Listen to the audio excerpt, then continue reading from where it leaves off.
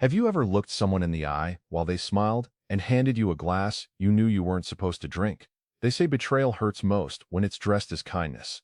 And that night, I tasted both. It was supposed to be just dinner, just another attempt to play nice with people who never wanted me at their table in the first place.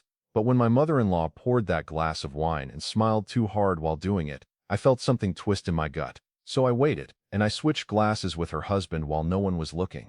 I didn't know what would happen next. But I did know one thing. If I was right, somebody was about to drink something meant for me. By the end of that night, an ambulance showed up. And by the end of the week, I had a lab report in my hand, and a quiet truth I never planned to speak until they gave me a reason to. Welcome back to the channel. I'm glad you're here because this one nearly broke me. Before that night, life was simple, not perfect, but peaceful in its own quiet way.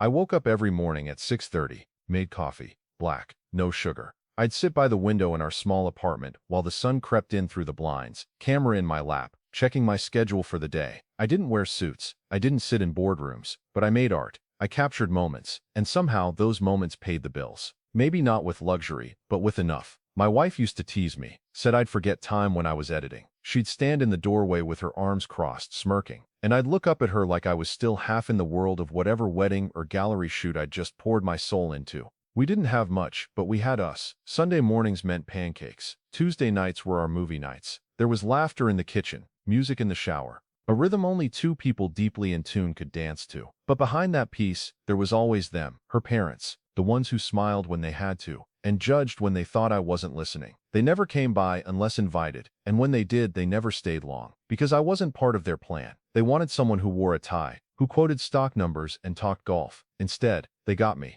A man who loved their daughter deeply, but not in the way they approved of. And so I kept my head down. I stayed kind. I showed up when they needed help with the sink or a last-minute birthday photo shoot. Even when I heard the whispers, I thought that if I gave enough, they'd learn to see me for who I really was. But some people don't want to see. They want to correct. And one dinner invitation would reveal just how far they were willing to go to erase me. My wife, Elena, was the kind of woman who made silence feel safe. She wasn't loud, didn't crave attention, but when she spoke, you listened. She loved with intention. Simple gestures, a hand on your back when you didn't realize you needed grounding. She believed in me long before my photography paid anything at all. When I met her, she said I had eyes that noticed things others didn't. She said that's what made me dangerous in the best way. She was right. Her parents, well, they noticed too. But not in admiration, in suspicion. Her father, Gerald, was the type to shake your hand like he was testing your grip for weakness. Polite, formal, cold, always dressed like he was heading to a board meeting, even on a Sunday. He never spoke more than necessary. But when he did, it was sharp, clipped, always laced with an unspoken, "You're not good enough." And then there was her, Margot, Elena's mother.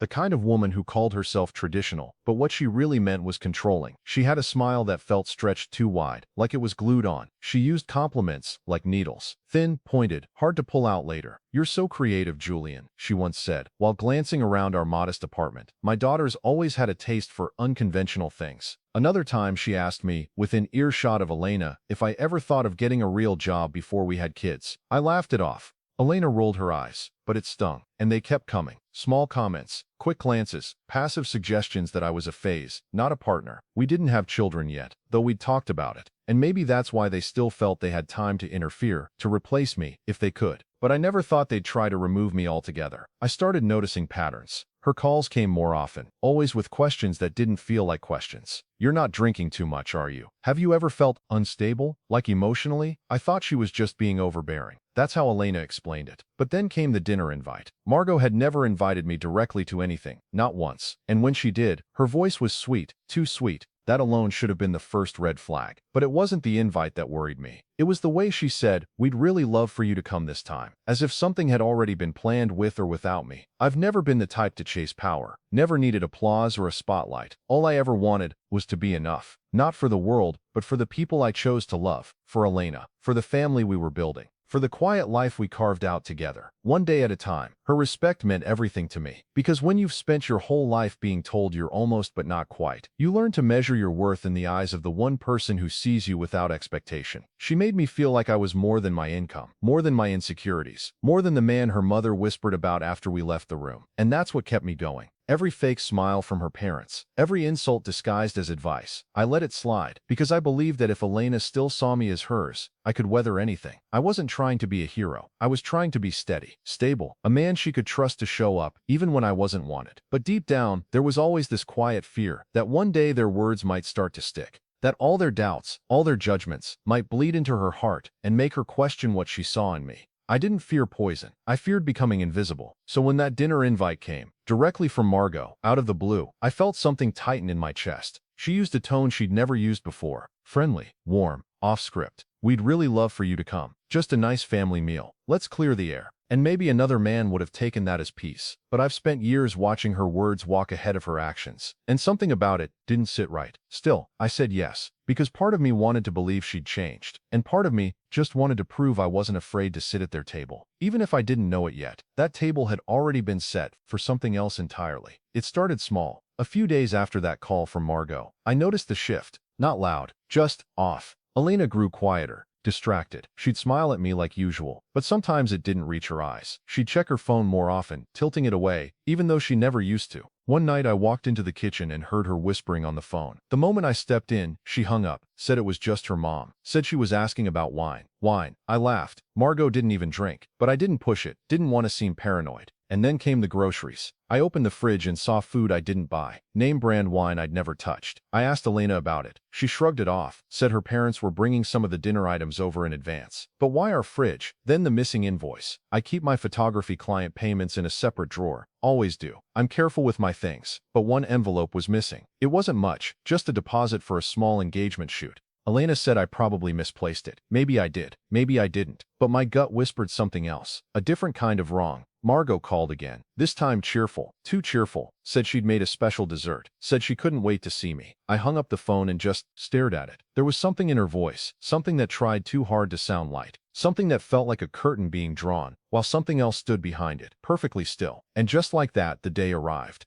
Elena curled her hair that morning. She looked beautiful, nervous too. I asked if she was okay. She smiled, kissed my cheek and said, let's not make this harder than it needs to be. I didn't know what she meant by that, but I'd find out soon enough. As I buttoned up my shirt that evening, I caught my reflection in the hallway mirror. I looked different, older than I remembered. Not in years, but in knowing. And just for a second, my mind drifted back to the early days. Before the tension, before the whispers, just me and Elena in a one-bedroom apartment with more love than furniture. She used to leave notes in my camera bag. Little things, you've got this. Come home proud. You're more than enough. I'd come home after a long day, drained from dealing with difficult clients or canceled bookings, and she'd be there in the kitchen, barefoot, hair up, humming along to Billie Holiday. We didn't have a dining table, just a small fold-out tray between us and two mismatched chairs. But we sat face to face. No distractions, just her, me and the world we were building, one quiet meal at a time. She once said, the way you love Julian, it's slow and patient, like you're planting something. And I remember laughing, saying I just hope it grows in soil they can't poison. She didn't laugh, she just looked at me, then said, then we'll build our own garden. I held on to that memory, the entire drive to her parents' house, like it could protect me, like it could undo the unease crawling up my spine. But even good soil can sour, when the people tending it have knives hidden in their aprons. And when we pulled into the driveway that night, everything looked perfect, too perfect. Candles in the windows, music playing softly, the scent of roasted garlic and rosemary in the air, like it was meant to disarm us. Elena took my hand. I smiled at her, but inside,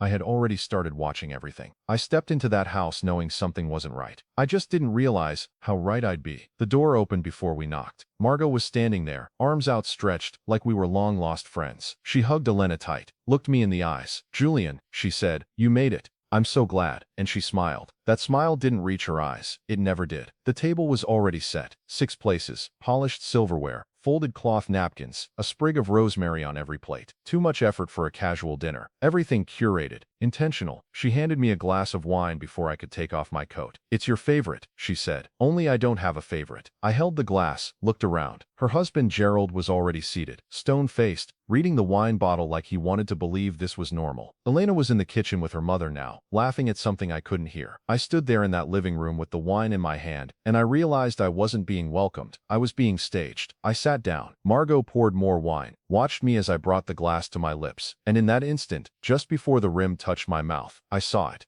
A glance. She turned toward Gerald, whispered something behind her hand, and he smirked. Not a laugh, not a smile, a smirk. Cold, flat, controlled, like they knew something I didn't. I set the glass down. The rest of dinner played out like a play. Every word rehearsed, every dish too perfect, every toast raised with eyes that didn't blink long enough. And still, no one noticed I never took a sip. But that smirk, that glance, that glass, that was the moment I knew. Whatever this night was supposed to be, it wasn't reconciliation. It wasn't peace. It was a performance. And I wasn't their guest. I was the target. So when no one was looking, when Margot turned her back and started pouring more wine for Gerald, I swapped our glasses. Quiet. Quick. No one saw. And then I waited. I sat in my truck later that night, engine off, keys still in the ignition, watching the porch light flicker behind the curtains of their house. It was nearly midnight, the kind of quiet where even your own breathing sounds like noise. And I just sat there, hands on the wheel, staring at nothing, trying to figure out how we got here. I used to picture a different kind of night, one with kids in the back seat, Elena humming to the radio, her mother handing out leftovers wrapped in foil, and me, maybe even shaking Gerald's hand with real meaning. But this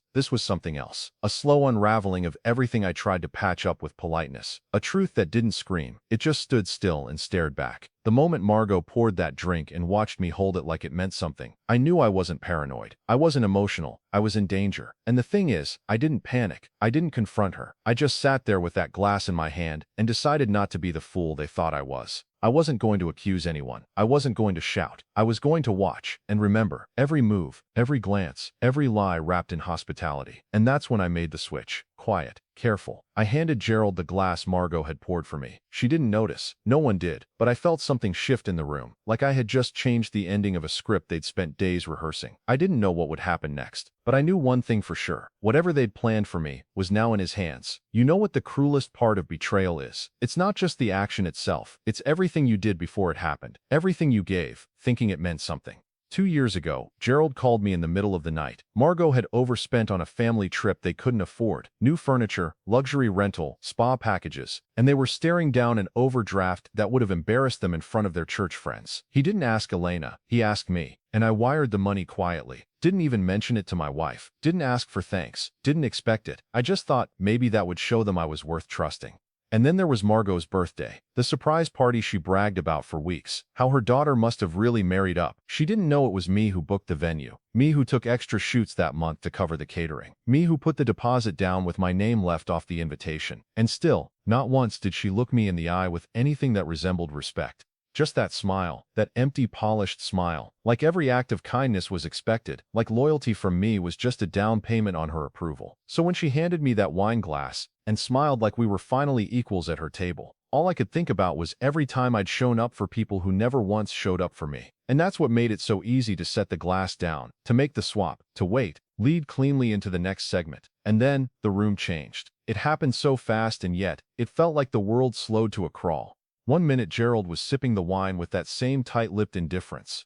The next he was blinking too hard, rubbing his temples, swaying in his chair like the floor had started moving beneath him. Margot asked if he was okay. He tried to answer but slurred. His fork dropped, and then his head followed. He hit the floor with a dull thud, and that's when everything cracked. Elena screamed. Margot rushed to his side, voice high and fake with panic. I stayed seated. I didn't move, didn't blink, didn't even breathe too loud, because I knew. And more than that, I recognized the fear in Margot's eyes. Not fear for her husband, but fear that something had gone wrong in the plan. She looked at me like I wasn't supposed to still be sitting there, like I had ruined something she'd carefully arranged. And I had. I helped them call 911, watched the paramedics carry Gerald out on a stretcher. Margot was shaking but not crying. Elena was pale and silent beside me, asking questions no one was answering. And still, I said nothing. Not that night, not in the car ride home, not when Elena asked if I thought something was strange. I just told her I was tired, that I'd seen enough for one night. But the final straw didn't come until the next morning, when I opened Elena's laptop trying to send an invoice from my shared folder, and found an email chain between her and her mother. Dozens of them, weeks old, back and forth, subject line, trial doses, and there it was.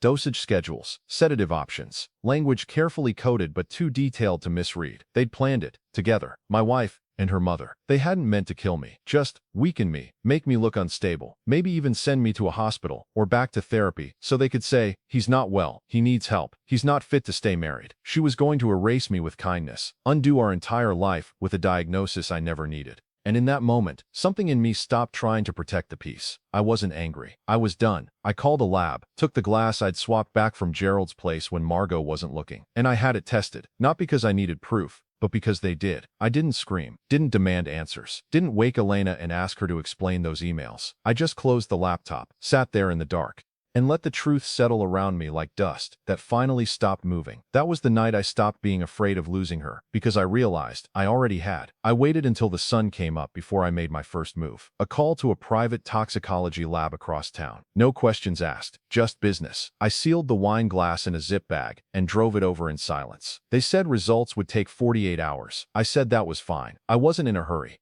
I just needed to be sure. That same afternoon, I called a lawyer. Not for divorce, not yet, just to ask questions, to know what lines had already been crossed, to know which documents would matter if this ever went further than I wanted it to. I checked my accounts, printed my receipts, took photos of everything I couldn't carry. My pay stubs, my tax filings, the wedding photos I'd taken of her friends for free. The paper trail they thought I didn't have, I had it all. Every invoice, every message, every gift I'd given that went unthanked, but not undocumented. I didn't make threats, didn't give warnings. I just started gathering what was mine. And through it all, I said nothing. I still made coffee every morning, still kissed Elena's forehead when I left for shoots, still asked how her day was, and smiled when she said fine. I was done being loud in a house that only heard silence. So I gave them silence, but laced with consequence. And when the lab called, I didn't feel shock, just confirmation. There it was, everything I needed, everything they thought I'd never find. Revenge doesn't always come wrapped in shouting. Sometimes it shows up in paperwork, in logged passwords, in signatures you filed years ago, just in case. By the time the toxicology report hit my inbox, I'd already changed the locks on my studio, transferred the business accounts out of our joint access, pulled every cent I had out of the savings account she rarely checked. And still, at home, I was smiling, still folding laundry, still asking what she wanted for dinner, still offering to pick up groceries. I stopped paying for her car insurance. I rerouted my business line to a private phone. I turned off the backup email that linked to my calendar, the one she used to keep tabs on my shoots. She didn't notice, not when I went into the guest room to work late. Not when I placed a new document scanner beside my desk. Not when I started recording every phone call, every voice message, every harmless conversation she had with Margot on speaker. They were too busy planning what they thought I couldn't see to notice what I was already undoing beneath the surface. And then came the paperwork. I transferred ownership of every photo, every design, every copyright I'd registered. All to me, no partnership, no marital asset. I sent copies of the toxicology report to a secure drive, one copy to my lawyer, another to a friend across town, and one I printed on the kind of thick, expensive paper that doesn't tear easily, because I wanted them to feel the weight of what I held. Elena still kissed my cheek every night, still laid beside me like nothing had shifted, still said she loved me like it was muscle memory, and I let her, because sometimes the loudest truth is the silence you let surround a person right before you hand them everything they tried to bury. And on a quiet Sunday afternoon, with the table cleared and no wine in sight, I invited them over. Margot, Gerald, Elena. One more meal, one last seat at the table. That morning before they came over, I sat at the edge of the bed and just stared at the floor. The folder was already packed, the evidence was printed, the coffee was cooling beside me.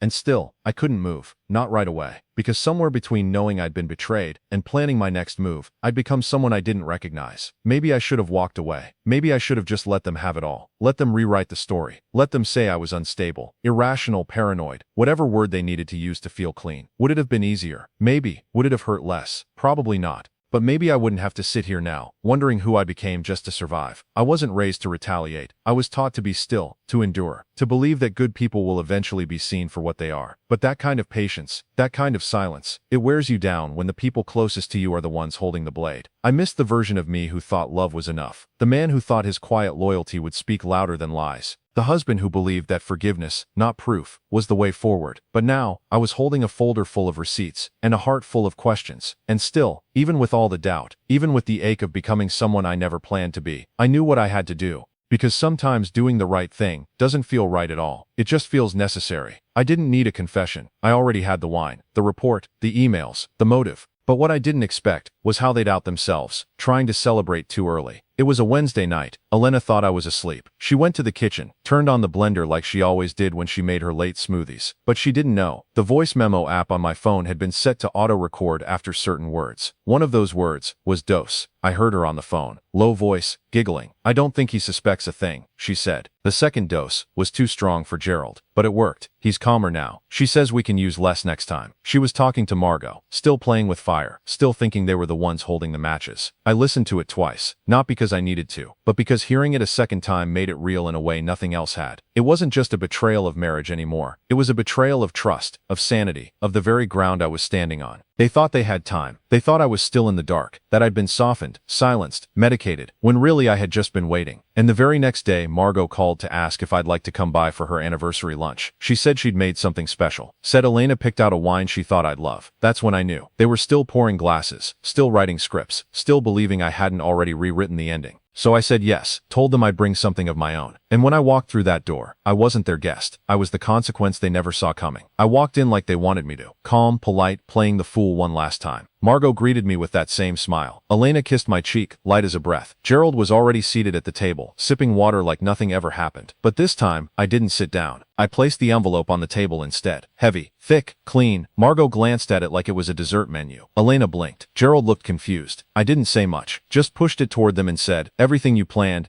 is in there. Every file, every message, every dose." Margot reached for it slowly, like her fingers knew before her mind did. She pulled out the report, the lab results, the email transcripts, the audio log, the notarized affidavit from the toxicologist. No one spoke. I pulled out the second envelope, thinner, colder. Inside, a cease and desist order, a restraining notice, a legal declaration severing any financial access to my business, my accounts, and my property. I handed that one to Elena. She didn't take it at first, so I laid it gently on her plate. "You tried to erase me with softness," I said, "so I brought clarity, paper, not poison." They didn't shout, didn't beg, didn't even deny it, because the truth had already arrived, and it didn't ask for their permission. I picked up my jacket, looked at the home I had tried so hard to belong in. Then I looked at the woman who once said she'd grow a garden with me. "You tried to dig a hole," I told her. "Turns out, I just needed a place to bury what we used to be." And with that, I walked out.